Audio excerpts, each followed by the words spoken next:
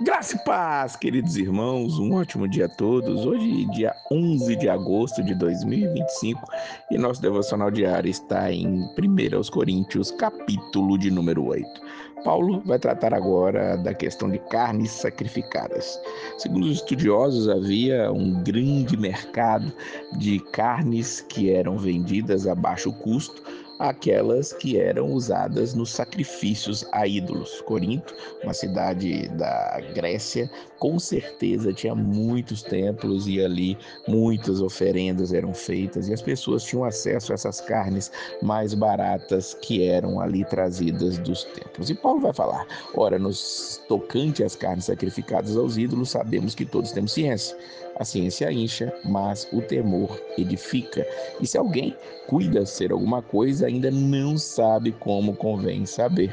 Mas se alguém ama a Deus, esse é conhecido dele. Paulo está tratando primeiro da consciência daquelas pessoas, dizendo que se alguém cuida saber alguma coisa, ainda precisa saber muito, porque o que nós sabemos não é nada diante de Deus. Então ele vai falar sobre o que comer as carnes sacrificadas aos ídolos. E aí ele explica o que é o ídolo no fim das contas.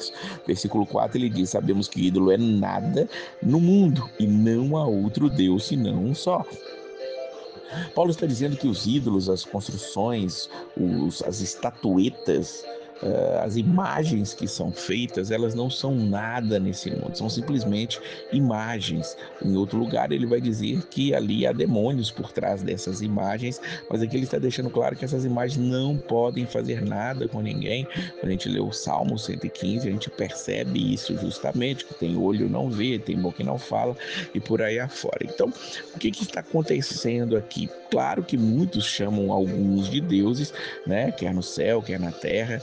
Existem senhores, sim, mas deuses, não existe outro Deus. Há um só Deus, o Pai, de quem tudo e para quem nós vivemos, e um só Senhor Jesus Cristo, pelo qual são todas as coisas e nós por ele, diz o versículo de número 6. Então, ele vai dizer acerca das coisas sacrificadas ali, que essas coisas que são comidas não faz a pessoa mais agradável a Deus, e não comer também não faz nada, não faz falta. Então, ali há uma liberdade para se comer ou não se comer.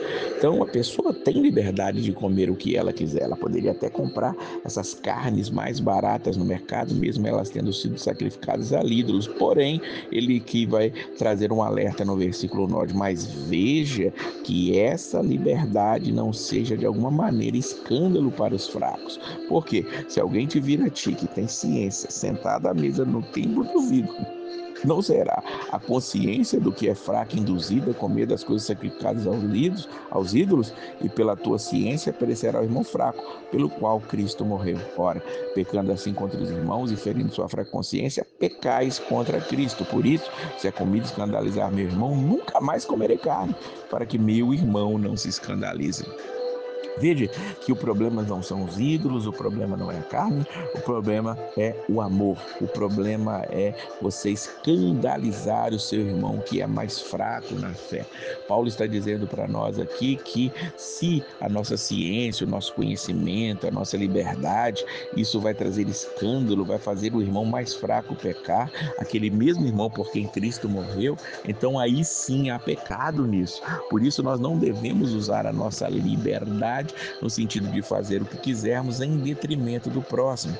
O amor ao próximo precisa estar aqui em vista. Há irmãos mais fracos, irmãos que dizem que não pode comer isso, não pode comer aquilo, não pode comer aquilo outro, e ele está dizendo que se esse irmão te vir na mesa de um templo pagão comendo alguma coisa, ver você comendo uma comida sacrificada, isso vai escandalizá-lo.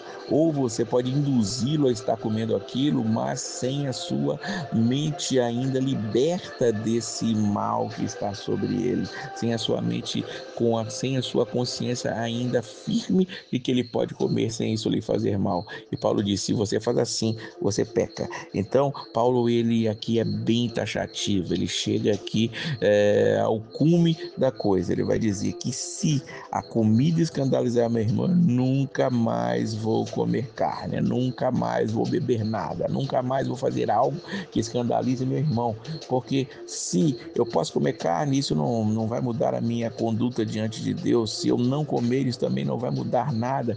Então, se eu sei que não comendo, não bebendo, não fazendo qualquer outra coisa que escandalize meu irmão, vai trazer glórias a Deus, vai fazer com que o irmão permaneça firme em Cristo, é assim que eu devo agir. No fim das contas, o que está permeando aqui toda essa questão desses alimentos oferecidos é o amor. O amor por meu irmão precisa ser, acima de tudo, colocado em pauta, e é o que Paulo está dizendo. Que Deus possa abençoar a sua vida, que nós amemos uns aos outros, não escandalizemos a ninguém e vivamos para glorificar a Deus. Que Deus te abençoe e a paz do Senhor.